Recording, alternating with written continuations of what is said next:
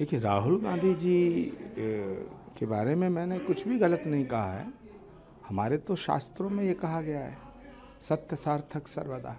जो सच है वो बात सामने आनी चाहिए, और कोई छुपी हुई बात तो है नहीं। जिस तरह की हरकतें, जिस तरह की बातें, जिस तरह के कारनामे राहुल गांधी जी के हैं, तो उसे देख के तो लगता है कि वो मेंटली डिस्टर्ब हैं।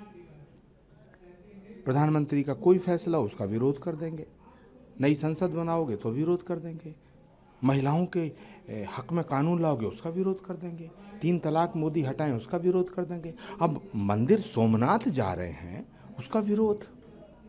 प्राइम मिनिस्टर मोदी ने देश से एक रिक्वेस्ट की है, एक अपील की है, तेल बचाने की, डीजल बचाने की, थोड़ी किफ़ायत करने की, सादगी के साथ रहने की। तो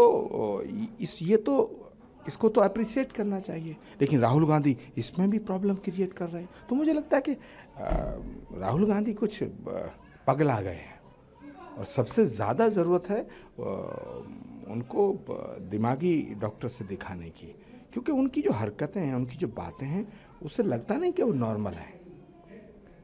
चार्ली चैपलिन की तरह घूमते रहेंगे, ऊंची पैंट पहन के डोले वोले दिखाएंगे, तो इससे क्या लगता है? देश के भविष्य के बारे में सोचिए आप। देश का जो वर्तमान चल रहा है उसमें जो समस्याएं, उन पर बात कीजिए आप। देश का प्राइम मिनिस्टर जो बोलेगा उसके खिलाफ बोलेंगे।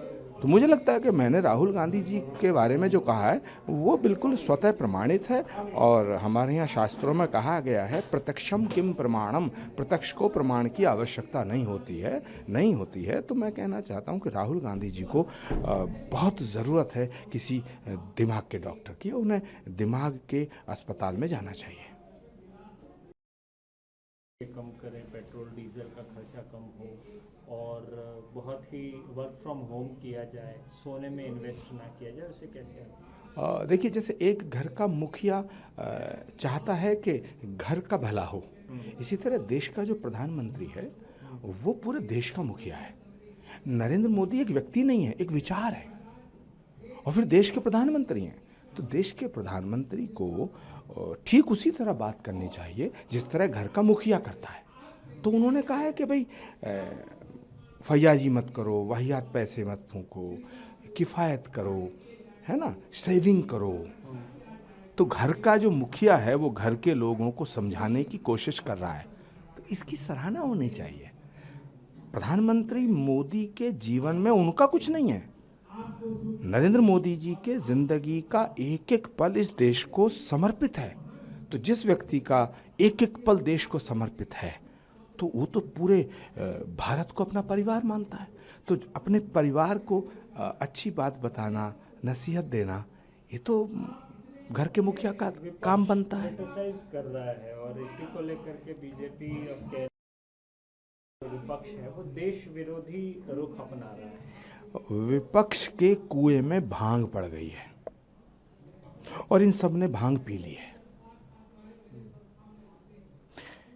इनका भविष्य अंधकार में है। मोदी का विरोध करते करते ये देश के खिलाफ खड़े हो रहे हैं। इन्हें आत्मचिंतन की जरूरत है, आत्ममंथन की जरूरत है। हरियाणा, गुजरात, मध्य प्रदेश, छत्तीसगढ़, उड़ीसा, अब वेस्ट बंगाल, एक एक करके देश की जनता इन्हें सबक सिखा रही है, लेकिन इन्होंने ऐसी भांग पी है कि सीखने को तैयार नहीं है।